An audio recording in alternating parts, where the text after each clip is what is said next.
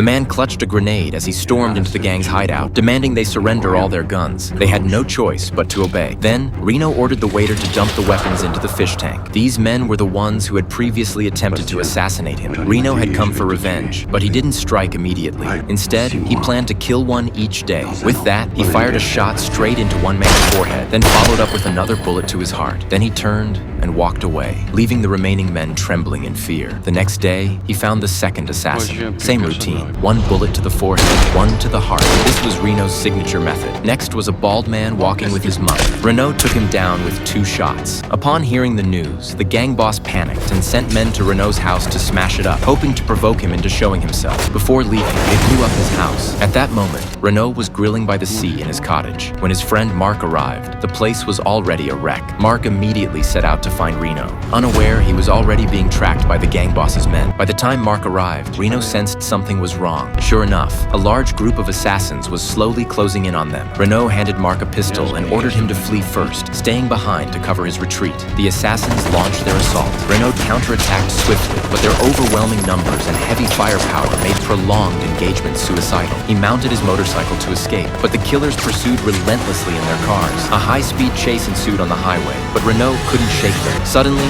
he devised a plan. He deliberately crashed his motorcycle into a police car parked on the roadside. Officers rushed over to investigate. Seeing the police presence, the assassins had no choice but to abandon their mission and retreat. At the police station, Marina revealed that 8 men had attacked Reno, not 7. During their investigation at the crime scene, they discovered 6 bullet holes in the wall. Clearly, someone had deliberately missed, sparing his life. This puzzled Reno deeply. Who had let him live? Days later, the crime boss attended one of his henchmen's weddings. Reno infiltrated his hideout and shot down the 4th assassin. Under interrogation, the killer admitted there were indeed 8 men on the day of the operation, but they all wore masks, so he had no idea who the 8th person was. To save his own life, he voluntarily copied the crime files on the gang boss and handed them over to Reno. This time, however, Reno learned his lesson and ended the killer's life with a single shot. Meanwhile, the newlywed assassin also met an untimely end. On his way back, he was killed in a manner identical to Reno's style. The assailant never showed their face and discarded the gun afterward. Police recovered fingerprints from Reno's right hand on the murder weapon, a clear frame-up, as Reno's right hand had long been disabled. But the chief couldn't afford to dwell on such details. He only wanted to close the case quickly and promptly issued a warrant for Reno's arrest.